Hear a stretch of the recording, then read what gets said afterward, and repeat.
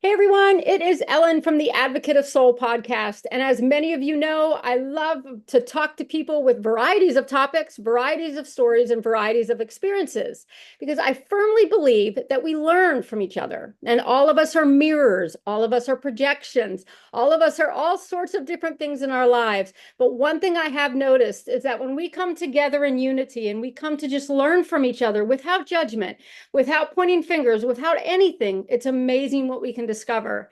So here with me again, because we just all love her, we have Lu on my podcast, who I had for the very first time a few months back. And, I live in Great Britain, all of you. And so it's a wonderful between the accent and the wisdom that she brings. It's just a delight to speak with her.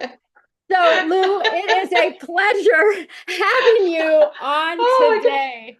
I've gone goody with that little introduction. My God. I won't be able to get through the door. My head will be so big. Oh, it's Oh, lovely. Thank you so much for the invitation back. I mean, I know that last time we chatted and we just realized at the end that there was just so much more that we could have discussed. I mean, we could have still been there from then to right, now, just still right, talking. exactly.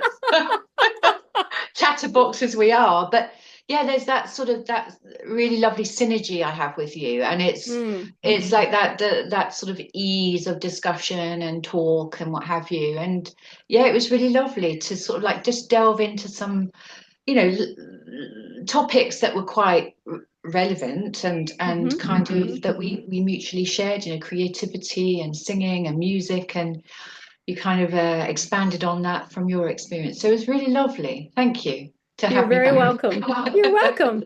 And today we're going to be talking on a topic that can be edgy for people. So I just want those of you who are listening, if you feel like it's something that you can't watch, you feel like it's triggering, then I want you to know you can just step off at any moment and any time, because we're going to be discussing the topic of narcissism.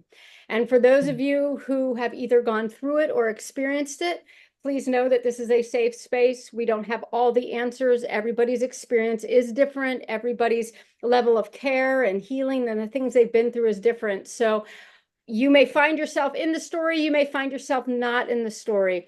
But I really felt very strongly with when we ended last time, Lu, that you were talking about your experiences around narcissism. And I thought we need to bring you back on. And with today, the way the world's going and everything, Yeah, we yeah, really, really, I feel it's very relevant for us. yeah. I agree. It's such a complex subject actually, and in this fast-paced, very media-orientated, technology-orientated world that we live in, we have access to information, and we see our faces all the time in what we're doing, because a lot of what we have to do is to promote ourselves and push ourselves forward. We've had to be a lot more creative with technology. So, we're on the screen a lot and we're Mm. seeing ourselves a lot. And I do think, we are globally becoming a lot more savvy to technology for our image and for our, in a way, we have to be egocentric enough to be our own brand and to push our own products, and to, if we're musicians or artists, what have you, that might be the way we move forward.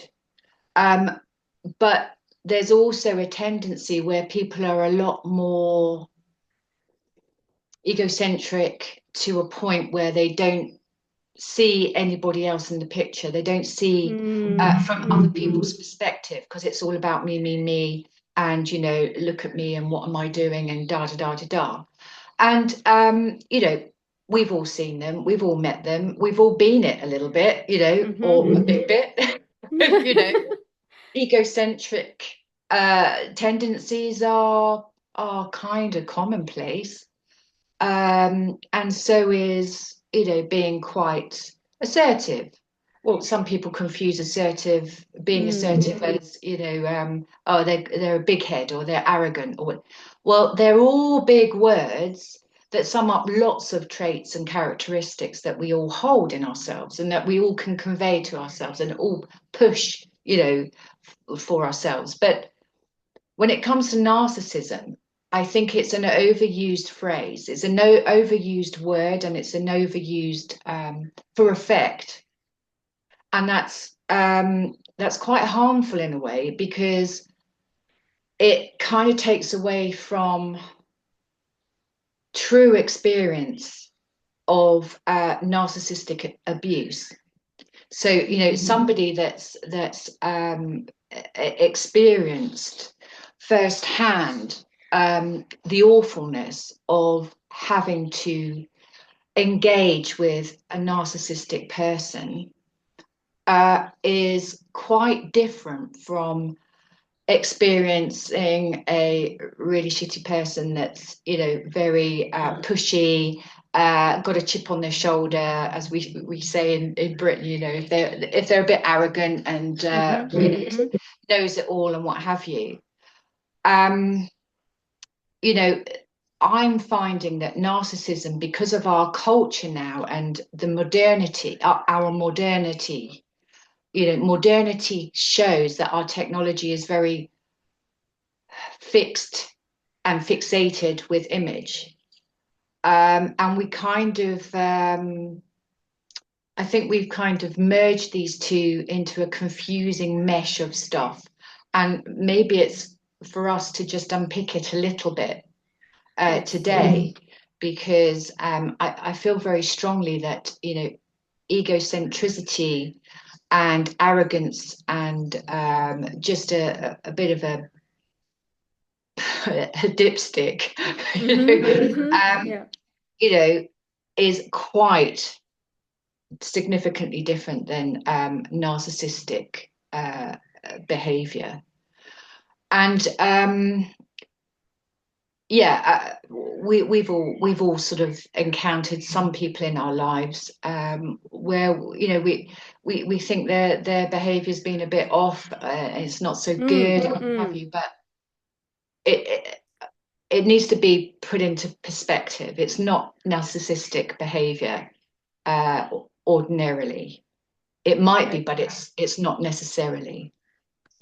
So before we continue, I just want you to know that your glasses now have begun to glare. So there's like there's this white light that keeps shining right through them. And I thought, well, that's great, but I thought it could be a bit distracting. I might not be able to see if I go a bit cross-eyed. So how would you define narcissistic personality disorder? What does this look like? And maybe you can do it from your own experience, or... Well, I'm going to have to do it through my own experience, because, you know, I'm not a therapist, and, you know, I can't diagnose. And a lot of people who would be on that personality disorder would likely not address it or even recognize it in themselves. So therefore, it's very difficult to speak with such a person, to, you know, maybe suggest go and seek some professional help, support. So it's a very, very delicate subject for a lot of narcissistic people on the spectrum. So I'm getting quite warm now speaking about narcissism. So NPD, it's a bit easier to get to speak out. Narcissistic personality disorder. I kind of hate the terms personality disorders. Yeah, I do too. Puts people in a box, and it's really not okay. But for the sake of ease of discussion, let's just call it NPD. And my experience of it is quite polar opposites of the spectrum, whatever that is. So I would say the very in-your-face type of narcissism is the very grandiose, extremely opinionated, kind of very sure, a bit bullish, kind of will kind of bully in a way to get what they need, undermine you, look down at you, can possibly be quite kind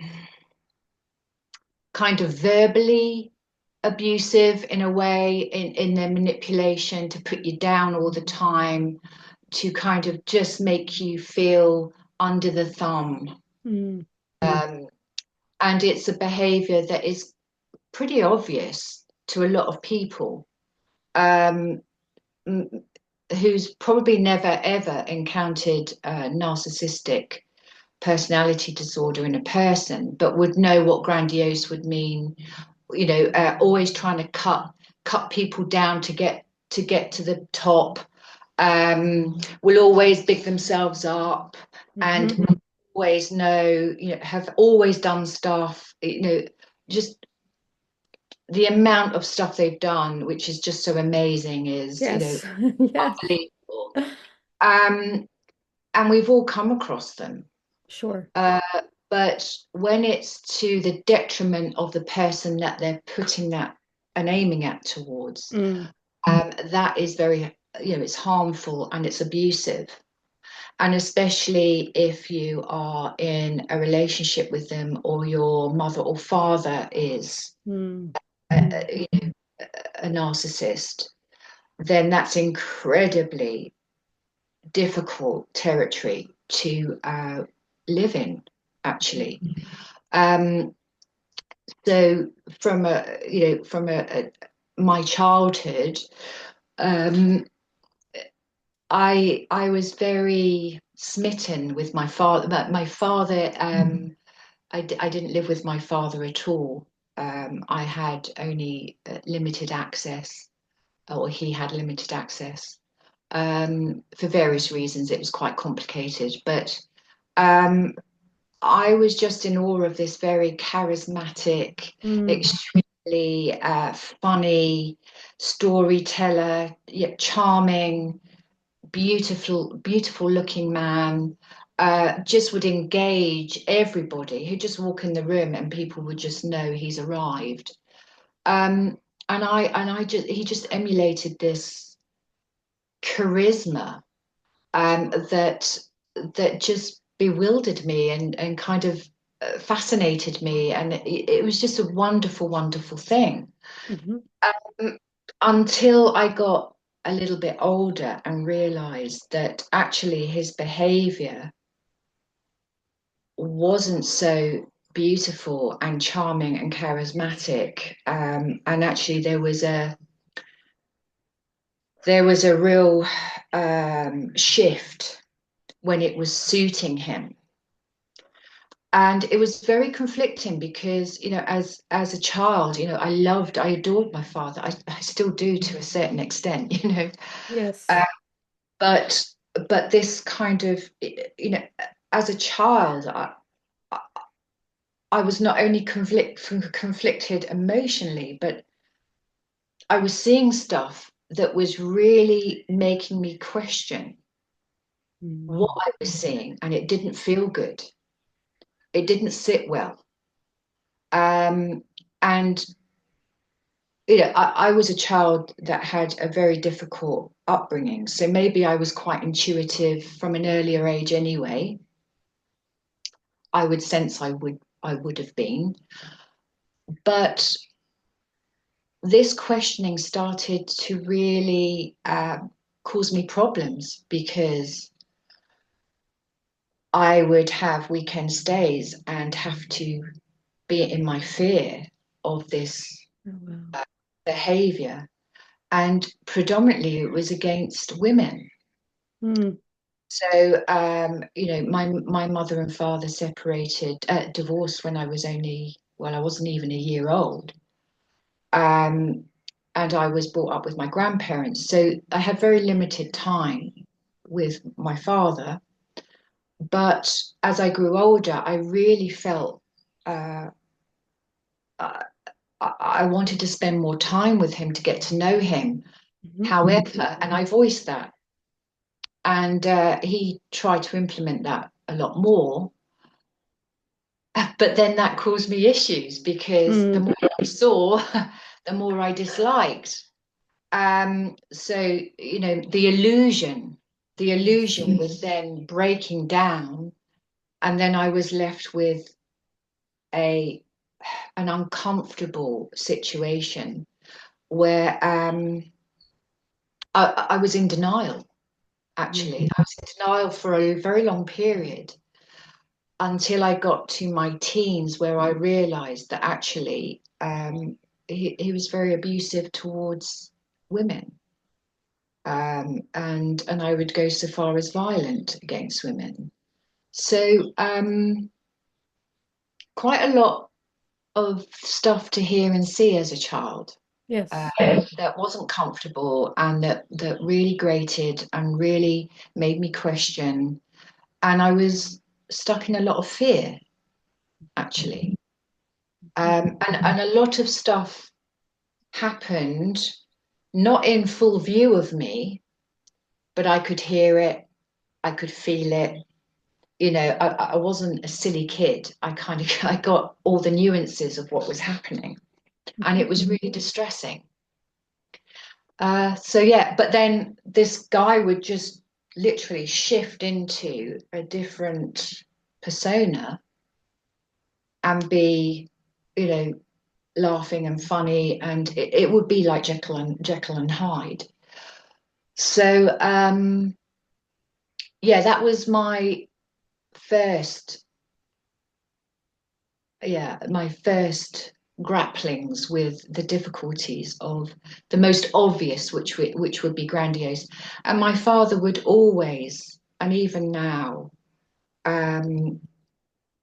he's a very broken person. His life is broken because of his behavior over the years. He can't keep friends. People suss him out very, very quickly because he uses and abuses. And it's a means to an end. He uses people as a means to an end, including his children, yes, and including his close family. And people just get wise to it and back off and step back. But yeah, it's a really sad thing. But I could only do what I could do for a certain amount of time and tolerate what I could only tolerate for a certain amount of time. And yes, then I step back because it's really damaging. And that's what I was going to ask you, whether or not people around were able to pick up on this, know this about him. And I think sometimes when you're in that charismatic, when somebody's in a charismatic state, it almost that charisma just blinds you, really. It can blind you for a time, like, it can for people. And so was he, did his closest associates know about it? Did people just on the street, were you able to see it? How did this work? Well, the thing is, you see,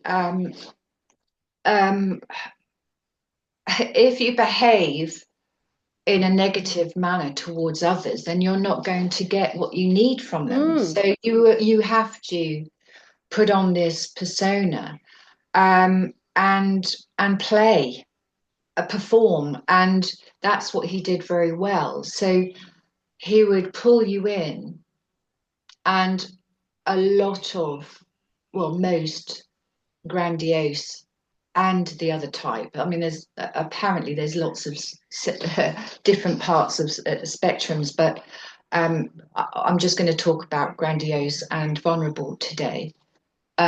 Or sorry, overt or covert, but now it's called vulnerable. The thing is, he would have to. So we've got bees and wasps and all sorts of different creatures in the countryside here. So he would play and perform to get what he needed. So if it were a place to stay, then he would butter up some lovely innocent woman who tended to be very gentle and demure and empathic, a Mm-hmm. nice lady, and then yeah, make his way in and then be able to find what he needed, you Yes. know, and that was really challenging because by the time I got to my late teens, as a woman struggling with her own femininity and her own safety, you know, as a woman, a young woman, I would be really conflicted, you know, screaming out to these women, you know, please just take care, be careful. Mm. But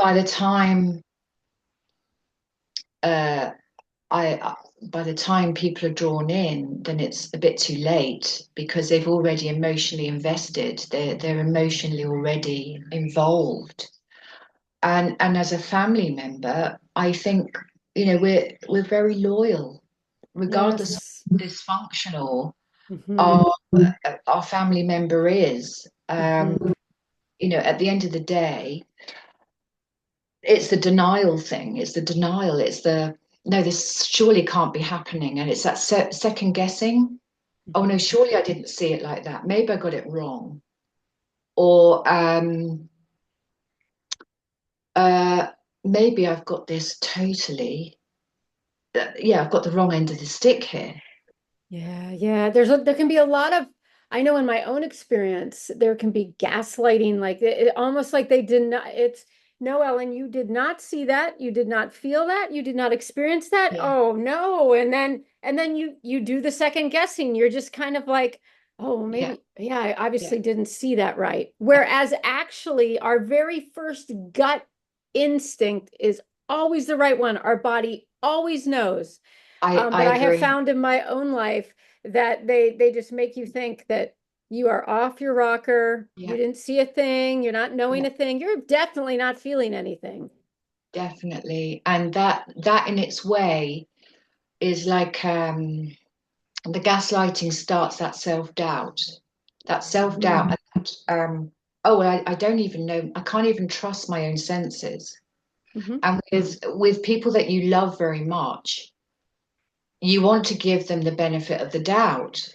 Yes. And when you really love them, then you'll give them the benefit of the doubt again and again and again. And so you're fed this or drip fed this stuff, this crap, actually, which is just lies. Gaslighting is manipulation.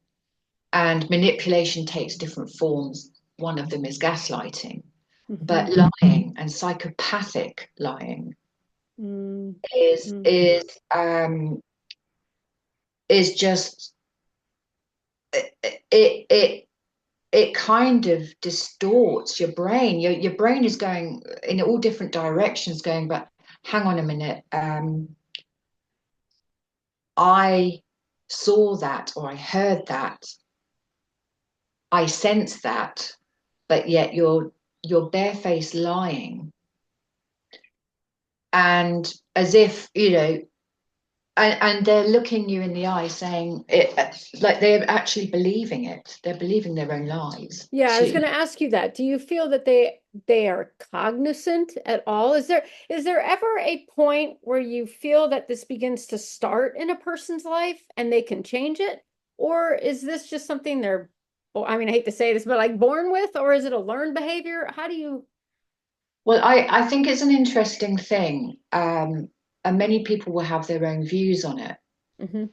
I personally think that it can be turned on and off when it's convenient. Yeah, interesting. So, but my experience of it is that it can be turned on and off, but they haven't got the empathic capacity. They can Mm, play it, they can perform that empathic, they can mirror it and and view what you're doing and then respond to it. So it looks genuine. That's my sense in the whole thing. Um, but I think it's whatever they can get, they'll use. They'll use something to get what they want. So if it means to be gentle and kind and loving 1 minute, then they'll use that, because then they've hooked you in. They've got you soft. And then it will all unravel, and they can't hold that for very long, and then you see another side, and it literally is the times that I was held by my father and really felt the fatherly love. I'm sure at points it was very genuine. Mm. And I'm sure at certain times of our conversations in my life, in our relationship, he's shown me what's the word? Remorse. He showed remorse about things that he's done, things that he could have done better. And I think there is a fleeting moment of genuine feeling of remorse. However, it's fleeting enough that it cannot be sustained. Yeah. And then that old, dependable behavior will then take over again. So I won't say that I've never shared any tender moments with my father. Mm-hmm. And fun times. I mean, the sense of humor he was just amazingly funny. And also, there are things about my father. I wouldn't have been a singer without my father. My singer was an excellent singer. And his performance on stage was just quite spellbinding. He would be quite beautiful to look at visually. He would always be doing something, and his voice was just amazing. And I always wanted to be like him in that. So, and his taste in music, really, I grew with his music that he loved.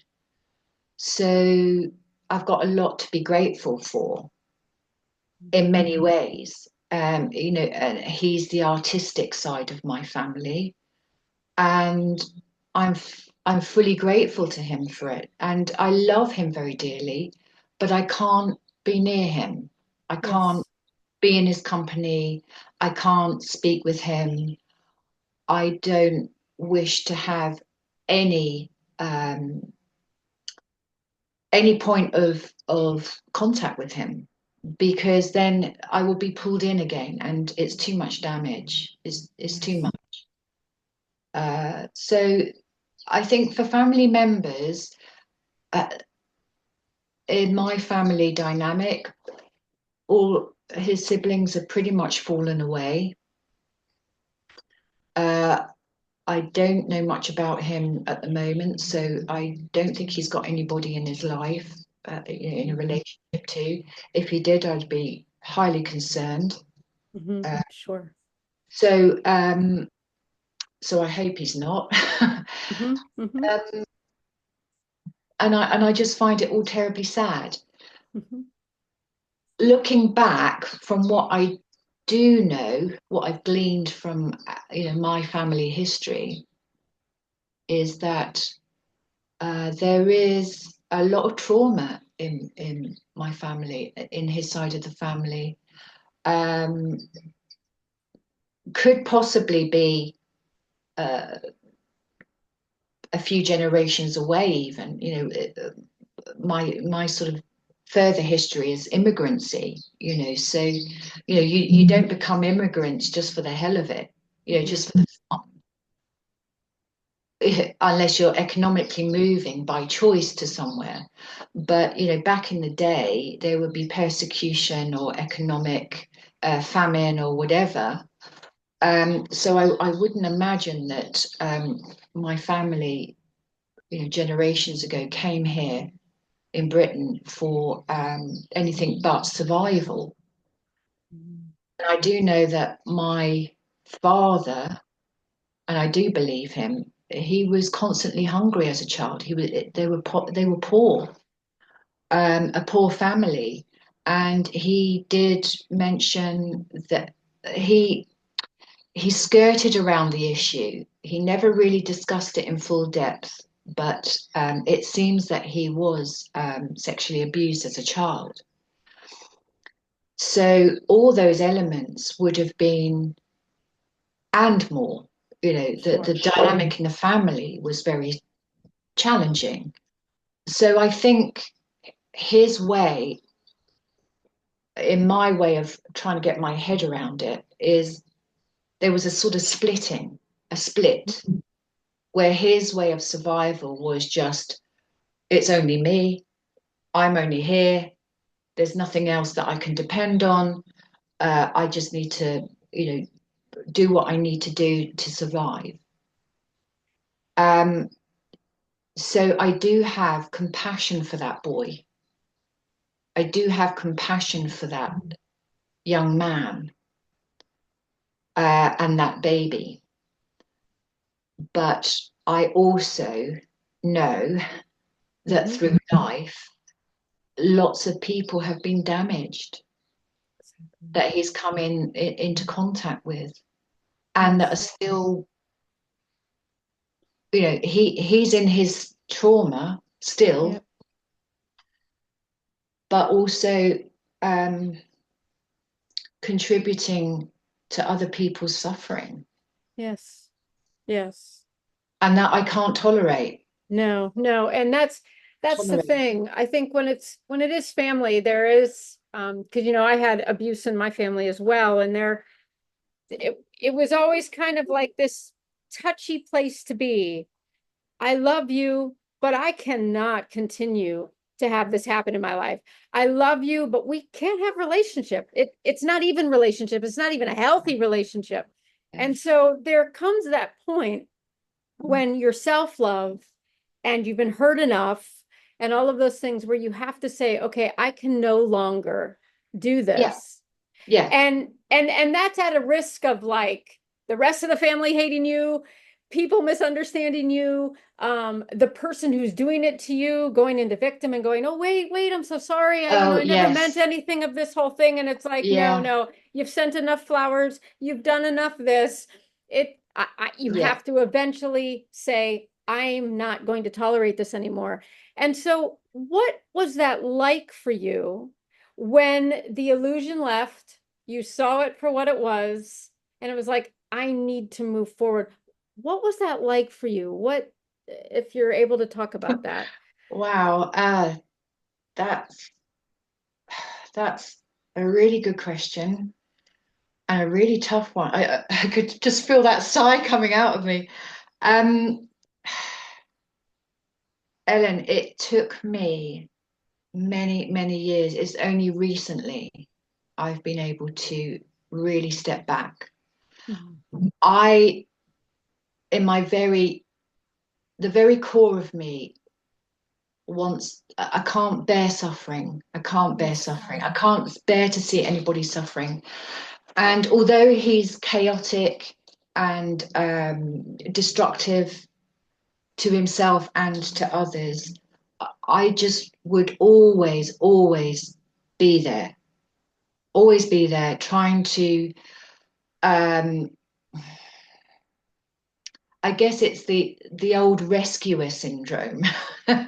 Maybe if I help like this, then it might change things for him. Or maybe if I send him some money, because he's down on his luck, it would help him and fix that situation and he'll be all right. Maybe if I do this, then. But honestly, Ellen, I'm 55 years old, right? Yes. And only, I would say, 4 years ago. So I just turned 50, and I thought, do you know what? And it was in the thick of the pandemic. And we were all mostly globally, but we're all stuck, physically and emotionally, like what the heck's going on. And yeah, his way in it was, he was having more trouble with it. He was having more pain with it. He was, feeling more about it. Nobody else in the world was suffering. And do you know what I mean? And yeah, he was in a really terrible part of his life, but there was no, how are you? How can I help you? Like what I would imagine a father-daughter relationship, like idolized, you know, postcard picture of this father and daughter. How are you, kid? Can I help you? Can I hold you? Can I do what can I do? Everything was about him. And I was having long conversations with him for hours upon hours. He was suicidal, which, may have been quite genuine. Um, Doing all sorts of things to try and reach out to get him help. And then the turning point came where he kind of laughed at, sort of threw it back in my face, and sort of like, what a pathetic move. And in all that, I was just so shocked about his ridicule of me in my vulnerability as a daughter, thinking that he was really suffering. I was so shocked. I kind of thought, hang on a minute, what the heck am I doing? I can barely look after myself right now. And maybe I should just be kind of concentrating on me, because there's nothing I can do that will be okay for him. Actually, everything I tried was being thrown back in my face. It was almost like, it's nothing. I just wanted to play with you, and I got exhausted with it. So it's very recently, and actually, once I made that decision to step back, and it was a big family occasion, and I thought, I don't want any of his drama, because he'll create drama to put it all on him. The focus always has to be. And I thought, no, I can't have this happening. So I started to block him. I'd never blocked him like that before. And we live in different countries, which thankfully has been to my benefit. But and that was the beginning, actually, of stepping back. And the shift, once I got to that shift, actually, it was quite peaceful. But it was a lot of trauma and a lot of angst and anguish. Yes. Anguish is that word anguish. It's always sums it up for me. Anguish is this feeling that is just stuck there in your throat. You can't move it. It won't shift. It stops us speaking and crying and voicing what is inside. That the word anguish is not really used very much, but that's how I was feeling.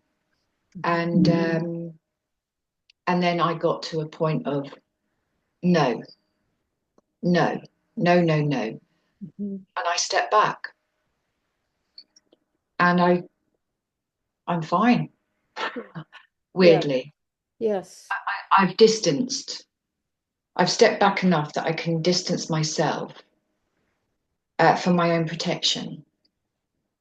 And I would have imagined that this was, as you said, it's like a progressive leaving, really. It's not something where, okay, you can make that first step, but then, this is kind of a weird way to put it, what I'm going to say, but it's like when people come out of something, they can step out of something, but it's still all in them. It's still in the body. It's in the nervous system. It's in the mind. It's in the emotions. So I imagine for you that there was a lot of having to practice this hard nervous system regulation and having to really just stick to your guns and say, no, I'm not going to do that. No, the temptation Yeah, may be there to go yeah, back, but no, I'm not going yeah, to do that.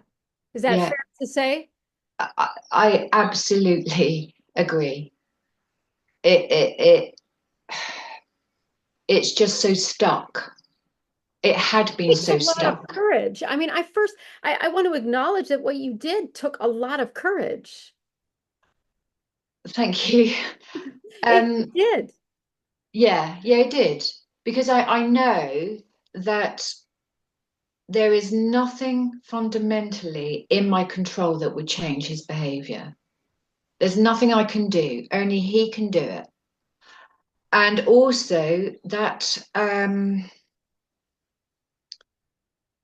thing about self-preservation. You got to find your own way. And that there's we're all so different Mm, when we're faced with such difficulties with our loved ones. It's such a tragedy, but we can't be stuck in that tragedy. Uh, well, we can. It's a choice. yes. It's a choice, right? But I wanted out. It was just sucking me under and making me. It was impacting my own mental health actually. Mm, And then I'd say to him, Dad, this is really worrying me, and I'm really so um, devastated in the situation you're in. And then he'd sort of like make my vulnerability as the daughter worried something to kind of laugh at and ridicule. So yeah, stepping back was the best thing. yes. Stepping back was the best thing. And I don't regret it. I don't regret it. That's the thing. And it's not that I'm a cold-hearted person. Um, I just would rather put my energy in my children and my family and really put my energy into things that are in my control. Um, and it's not based on suffering and damage. I'm trying to save someone, trying to love someone who doesn't really want to be loved, really doesn't want to change. And that's a hard realization when you see that in someone. They really don't want to change. I It's think that's a fundamental thing. You've just put your finger on it. They don't feel that they can be loved. I genuinely think that's probably the core of it, this behavior. It's insecurity, even though it comes over as grandiose and I'm the big one and and I know it all and I've got it all covered and look at me. Basically, it's a little child there that's so broken and has never really felt, whether it's true or not, but their truth is they've never been nurtured and loved, and or something's happened that's made that split, and that's the path that they've taken. um and as I said before, I have compassion for that child, I have compassion for that baby and that young person, but there comes a time where actually your behavior is mm, despicable. And there's just this chaos that goes around. yeah. Yeah. And and the thing is, you try. Most of the family members have got wise to it, and sadly, I don't think anybody's in contact with him. But But unsadly, this was the bed and the choices and the consequences that he chose to lie in. yeah, And so the healing journey that you've been on for your own personal life, can I just ask what that has looked like? Because you said, you began to direct your energy differently, or what did you do to begin to resolve all the shit basically that has come from. well, I think it was it was a very slow thing. because it's Well, not thank just you for about. saying that. I just want to say thank you for that because there's always these quick fixes. Like we're No. we just change the mindset and all of a sudden we're healed. Okay, like that's just bullshit. Okay, like that's a little piece to it all. And bypassing, me and my issues with the whole bypassing thing. So Well, so well, thank it's really no, but thank you for bringing that up again. You see, because um, my background also is from a Catholic perspective. If you try hard enough, or if you want change enough, a miracle will happen. Or if you've got this or that wrong, um, then pray harder. Don't get me wrong. There's a lot of stuff about Christianity that works well for people, and I don't take that away from anybody. Right? If it works for people, then that's fine. But for me, I was quite distraught when things just weren't changing quick.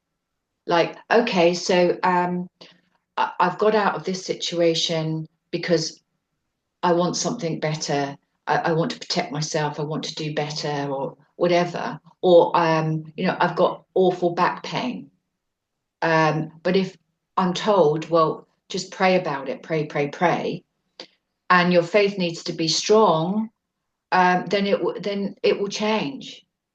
And then when it didn't, right, right then on, right on. well, I'm really bad. I'm a really bad person because You didn't do obviously it I'm not right. worthy enough. Right. I'm And you not, didn't do it right. and I didn't do it right, and I didn't pray hard enough, and I don't love God enough, and so I went the long way round. I I had to work it out myself. Yes. I really had to work it out myself. I my father's relationship is only part of uh, the trauma of where I've been. There's been lots of things that I had no control of as a child. Um, and again, so that healing, the healing journey has been with all that, baggage, following me around like a really bad smell and weighing me down and really impacting my mental health. And the only person I could rely on was myself. Yes. And the finding has been really quite challenging because where do you start when you're in the shitty bottom? You're in the shitty pit and you don't know how to get up in the morning or what's the point? Self-worth is really bad, and you don't believe in your own gifts and talents and skills, and so I can't tell you, Ellen, how I think it's just been a laboriously long process of just wanting to live. Mm. There's something there that says, well, do you really want the alternative? Well, I've considered it, you know, many times in the real dark parts of my life, and there's been many. Um, but there's something there going, no, there is an alternative, but it's a hard way. It's a hard way. And it's not easy. It's not the easy path. But just try it. Keep going, keep going, keep going. And yeah, I'll take a dive and I'll sit in the pit again. But sometimes when in the pit, alchemy happens. Oh, yes. It's transformative. It sounds a bit of a paradox. It's a weird thing, but sometimes the most significant shifts and changes will happen when and I'm not looking to go down there. It's just like something's triggered me or something's impacted me emotionally. And I've not been able to cope because, I go into freeze. Yes. That's my default. I go into freeze, and it takes me ages to process something. And while I'm taking ages processing, I'm going under. So the processing, I have to go under then and stay and kind of like Oh, that's be under the duvet for a little while or a long while, until I can process stuff and then claw myself out.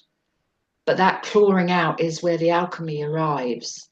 It manifests because it's the thing that gives me the boost of energy and the insight. So there's so much to unpack in life when it comes to trauma. Mm. And it's not one big blob where you can go, oh, I've dealt with that big blob and it's dissolved. It's Oh, dissolved. It's like, simple.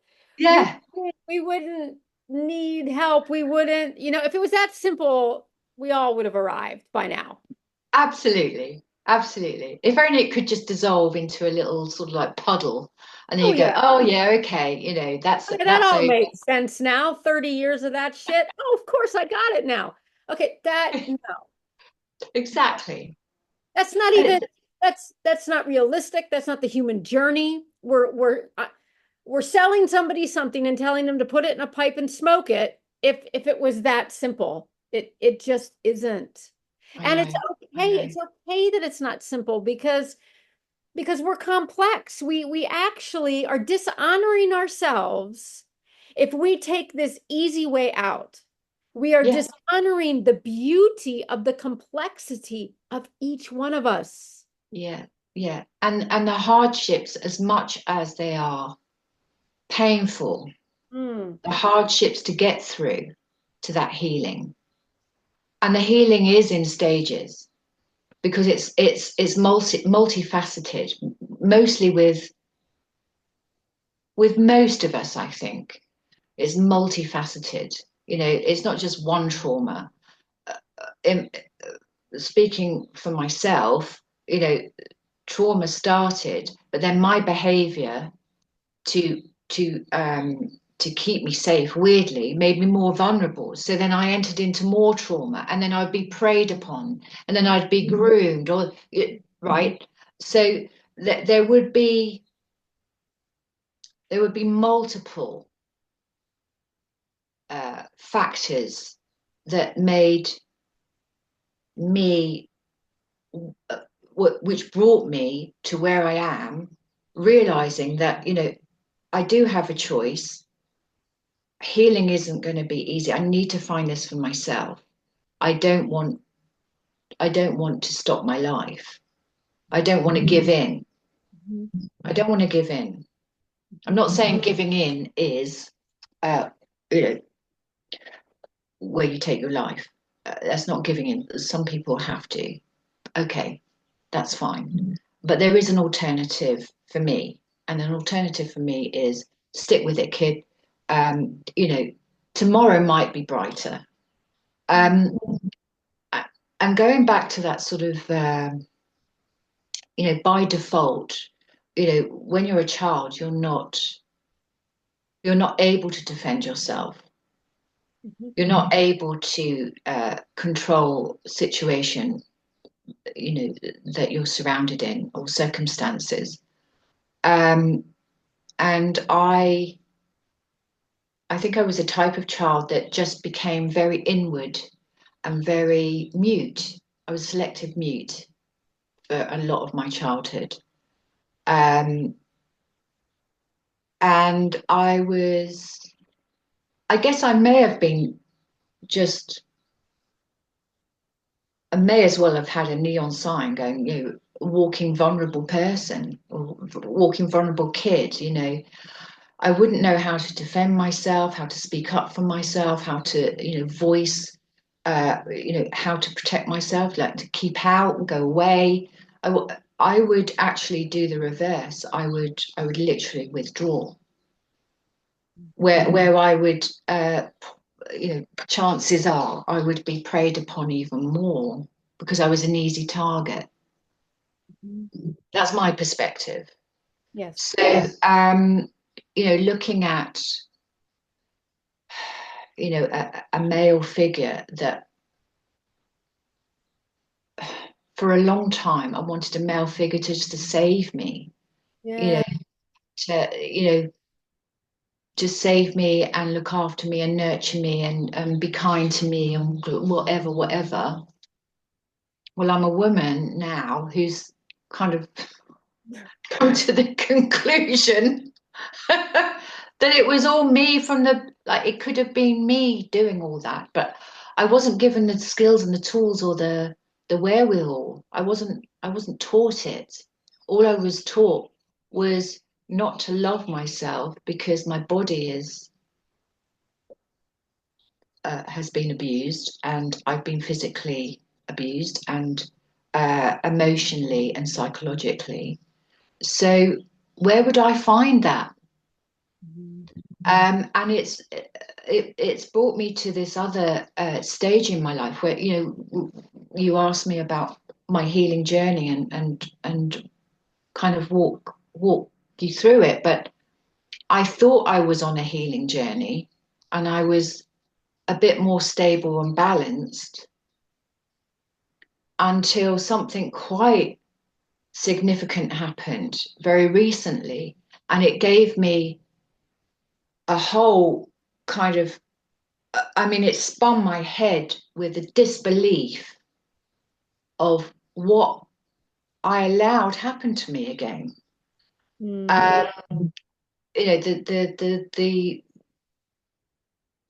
the narcissism that I'd grown to be accustomed to, and the traits of it, and the sort of the nuances of it, as well as and the undertones of it, I felt I knew quite well Yes.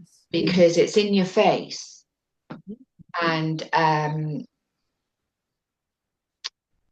it's obvious to me. But what I wasn't aware of is a different type of narcissism, which is vulnerable or covert. So it's not a grandiose, even though inside that person's head they are, because they're better than everybody else, but they don't voice it and they don't characterize it in their behavior, but it's all internalized. And they come across as very kind and spiritual, and they have wonderful qualities too, which is that they might be very uh, charismatic, but in a very humble, quiet, sort of almost vulnerable way. They might be very creative or funny, or but be very good at stuff. But everything is internal. But it doesn't mean that they're not still manipulative, that they don't gaslight in a different manner, and that they don't cause damage and harm, and just control. There's a different way of control, and it was such a devastating experience recently that again I literally had to come down tumbling. It literally felt like my legs had been cut off. It felt so devastating. And I was in total dismay and distraught for quite some time. I'm just about actually beginning to come out the other side.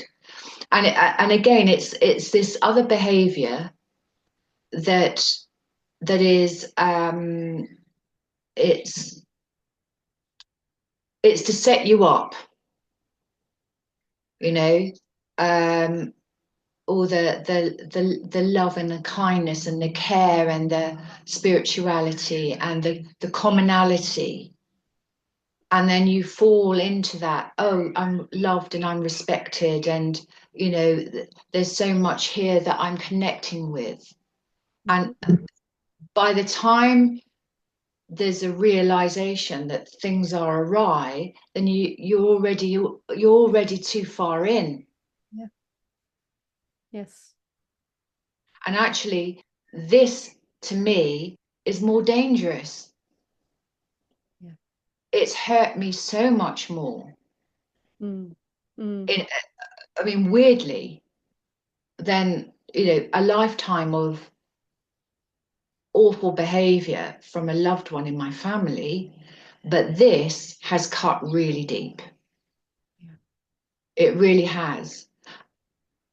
And I guess it's a lot of it was again the way that the manipulation took hold. I was in confusion for quite some time. And this is a very good ploy to keep the person, the victim, confused, because then it keeps them on the on edge all the time, and self-doubting, and oh no, I must have read that wrong. There was so much manipulation, and the lying was awful. The lying was awful. So, and it wasn't just a connection, a deep connection of friendship and more. It was also something that had so many elements that connected us together, and that I was frightened of losing. Yeah. Yes. And again, that's manipulation, Yes. because I got you where I want you, I got you where I need you, and I'm going to play a game with you. And it was devastating. And and did they they had a spiritual component to this, you said? Yeah, Yes. yeah, Yeah. yeah. And actually, that's there's a theme that comes up very, very frequently, is this spiritualist kind of persona, that I see quite a lot in grandiose and in vulnerable. It's the most bizarre thing. I think, I don't know, maybe it's because people's vulnerabilities are finding themselves in, a spiritual self. A lot of us are kind of flailing in our spirituality. We don't know where we are with it. And then you find this very charismatic person that has it nailed. It's got like, oh yeah, I do this and I do this and I do this, and this is my ritual in the morning, and this is what I buy to help myself, you know, Mm-hmm. And this is the concentrate. spiritual community I'm in, and this is what it. Oh yes, yes. I have fallen numerous times headlong into situations very similar that you're describing with the use of spirituality. There's something we crave the mystical, we crave that Yeah, transformation, we crave that healing community, we crave this. We are um we're wired that way for community, and I think that well, spiritual community, or even if it's just their own spirituality, we crave that within ourselves. We long for that, we desire that, we are created for that. yeah, But when it is used in a way that you are being usurped in your yeah. identity, you are being usurped in your character and your value system, and then Oh yeah, we oh have yeah, a very big problem on our hands. yeah, yeah. And I think this is the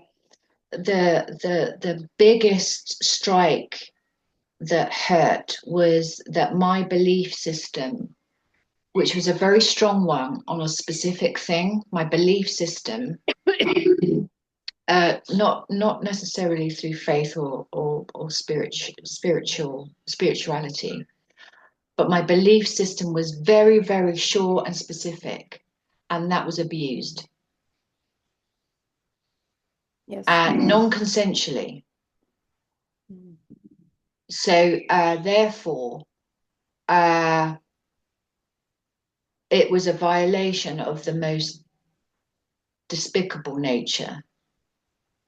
So it's healing journey. I don't know. Again, I think I've had to get to a point where I don't want to arm the person that's the perpetrator. I don't care who the perpetrator is. I don't want them to have more power. Because if they've got more power, then I've got no autonomy. Yes. Yes. So I will take back my power. Yes, you will. I will take back my power, and I will do things in my own way to heal. Yes. And I'm getting there. I'm really getting there. And I think the main thing, though, is to speak up.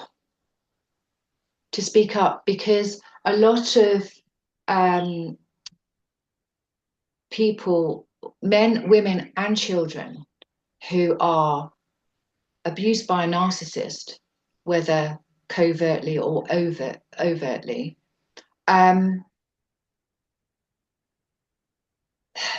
they can take back control somehow.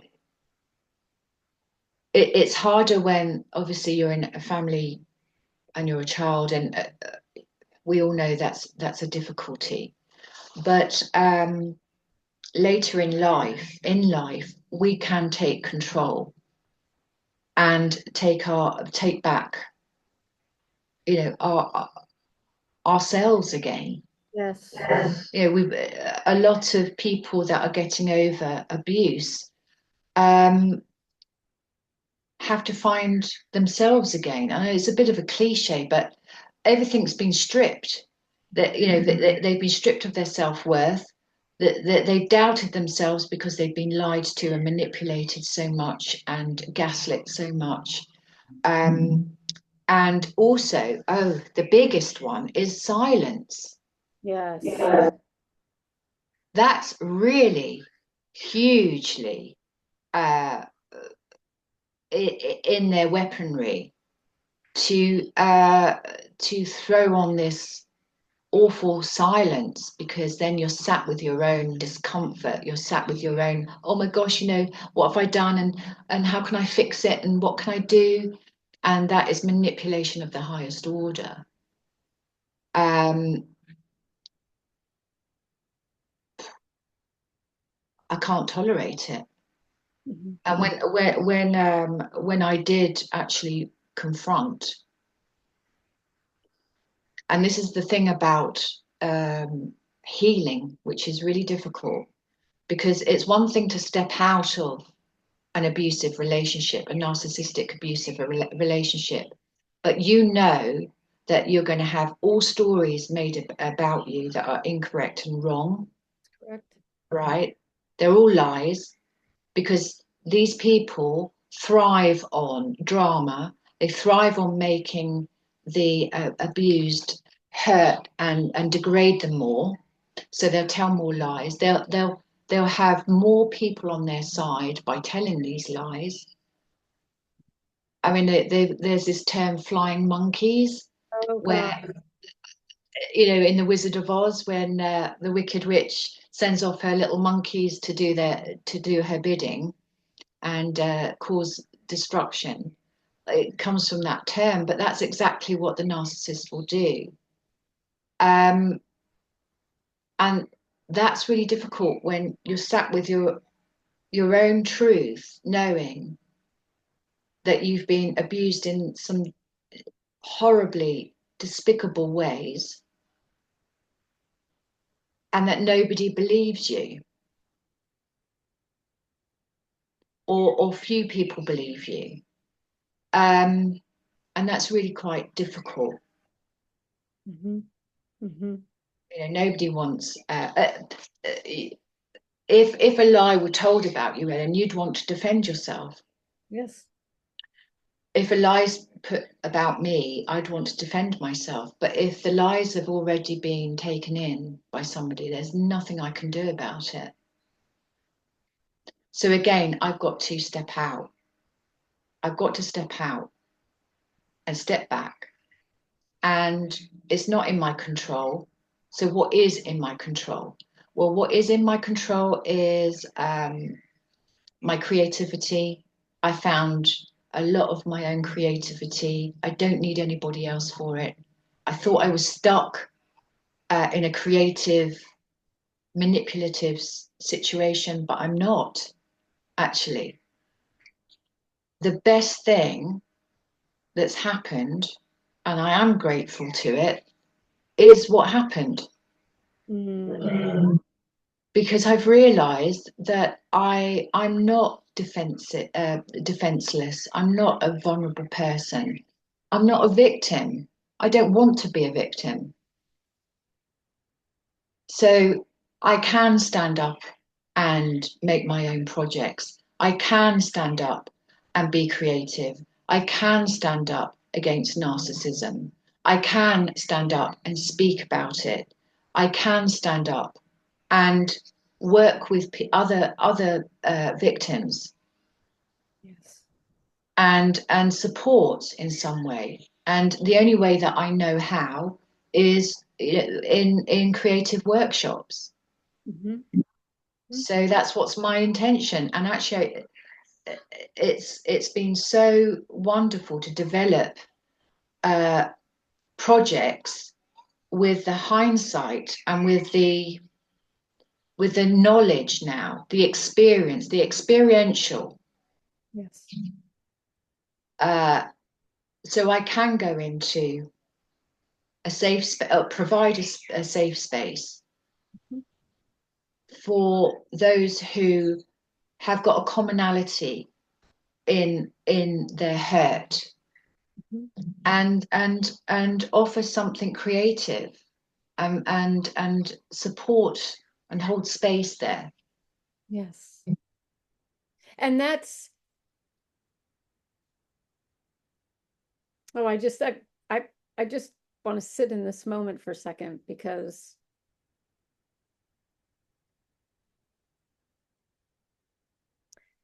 I honor your journey,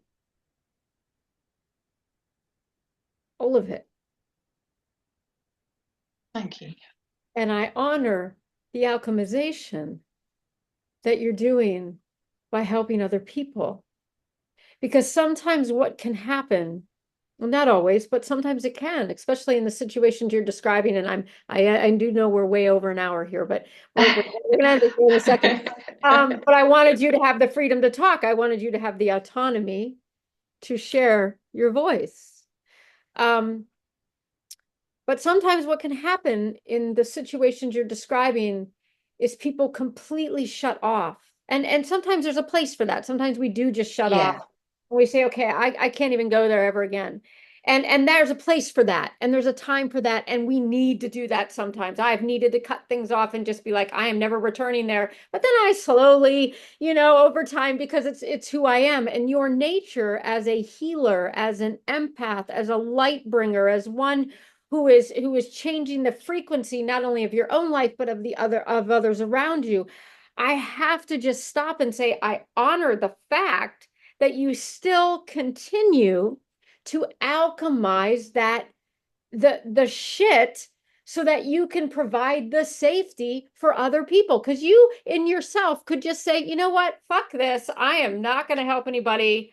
You know what, I don't want to even go here, I don't want to even look at that. But you are choosing, you made a choice. The contract for you was, I'm going to continue to move forward and continue to help people. And so I just want to honor the fact that you are helping people. You're going into those places with the giftings and the tools and the experience. I mean, life is an experience and its own training and its own classroom. Okay. It just is. And, That's for sure. woo. And so I just want to say that thank you. Thank you, Lou, for not shutting off your heart into such hardness like you could do.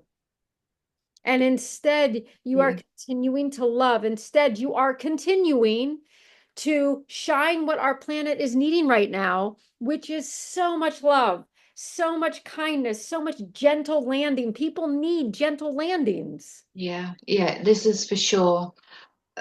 There has been a lot of rage and a Sure. lot of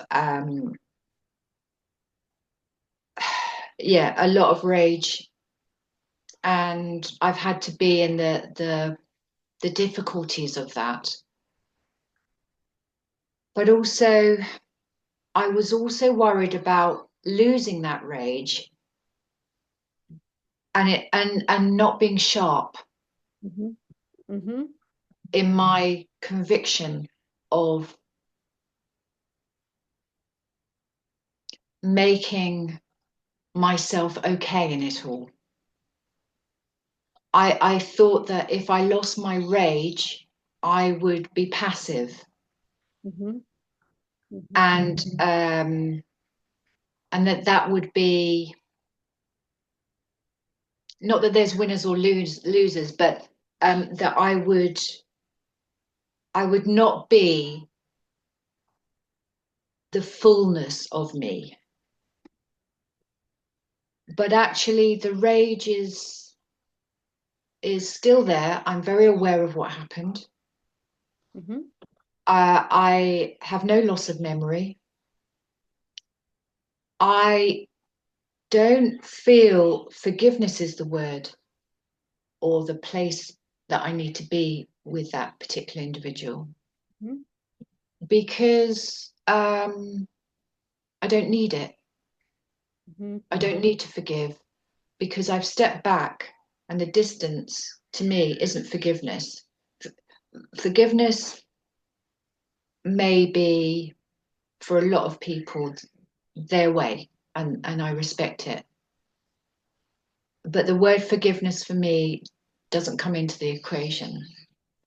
I use the rage and I've channeled it to a positive. And for me, that's not about forgiveness. That's me about being in my own autonomy and Yes. moving forward for myself. I don't need the word forgiveness, and I don't need the action of it. I need the action of me being in action. Mm-hmm. So, It's been fuel. yeah, it's been fuel. And I'm not belittling the word or the action of forgiveness, because that's for a lot of people their path. But I can't make that just because we're told to. For me, I have to I have to do things It's all the right. wrong way round. We all kind of have points. If we really allow ourselves, we would do we go a long way around if we allowed ourselves. Yeah. But I couldn't call where I am now forgiveness. Mm. It hasn't got that texture or that, but it's essential and it's valid and it's very fluid. Mm-hmm. It's Yep. moving. It will move in different ways as time goes by. And maybe I will call it forgiveness one day, but I don't think I Maybe need there's to. not even a need to even label it. I don't feel it. So It's just the energy you're in right now, and that's great. And if it changes, great. If it doesn't, great. It's exactly. all as it should be, right? It's your journey is sounding like it is culminating into all as it should be. Not that we negate that there was hurt and pain, and I don't wish that on any No, on you or anything. But what is happening right now and how you're alchemizing it and how you're taking back and you're reclaiming and you're like, this is me, where you are in your evolution, that you can't put a price tag on that. You can't label that. I see it as just really a beautiful unfolding. That's what I feel with you. You just keep unfolding. You're another petal's unfolding, another petal in the flowers unfolding. It is, but you're a flower. You're a flower. And it, it may never be done. It probably won't be done. I don't think any of us ever will arrive, honestly. I mean, I wish I could say sometimes I arrive, but there's no fun in that because then there No, the evidence of mystery about our unfolding. We always are unfolding. and that's the delight, actually, is the mystery. It's a privilege. It's a Yeah, privilege. It's the honor. It's the human story. It's the human journey. yeah. And The unfolding of the mystery and not knowing and just trusting. Again, it's difficult to do, and a lot of the time I can't trust. I no, no, can't. no. I'm understanding you there. But I'd rather veer towards trust than total and utter panic. Yep, exactly. Exactly. I'm right there with you. So I have to keep saying to myself, like, just move towards the trust thing a little bit better than the panic, please. You know? Lou, I want to say thank you. I feel like we could keep talking for hours. It's so fun to talk with you. I mean, we're already at an hour and a half. Can you believe it? Um, I know, I know, but I want to say thank you so much for just sharing and coming on and just being real and being authentic and just describing your journey, describing what you've learned, what you've gleaned along the way. Um, because that's what's going to be valuable to the person who's listening. We don't need a polished, okay, I don't do polished stuff. But what I love is an authentic space where somebody is sharing authentically and you shared authentically. You shared the heart and the meat of where you're at right now. And I just want to say thank you for being vulnerable, trusting the space. Yeah. And Oh yeah, like trusting for the sure. space is really important to me that you feel safe in a space like this. Yeah. Um, but that, you walk away knowing that you have been heard, you've been seen, and I look forward to Thank when I return to England, actually connecting and in person you. over maybe like a cup of coffee, Oh, that would be cool. where because you're so close to me, you're close to where I live. Yeah. Yeah. Extraordinary. Yeah, it's meant to be. It's meant to be. So I mean, where can people find you too? And So I'm working on the website. It's in process, so that will be up and running very soon, hopefully in the next month. Um, so I've got workshops coming. Uh, Gosh, so many, and some are in the pipeline as well. So the best thing to do is look at, find me on Instagram and Facebook at Evoca Holistic. There's all sorts of updates. I'm also doing a new baby session for newborns to 12 months. So I just cherish that time for cherishing adult, mum, dad, grandparent, and have that quiet time with some really lovely soundscapes and calm environment. So that I've set that up as well. So that's happening in June, but that will probably start blossoming in different locations too. So the best thing is Instagram and Facebook, Evoca Holistic, and then I'll announce when the website comes up as well, and there'll be all lots of interesting stuff there as well. I'm so I'm so I'm so proud of Thank you. you.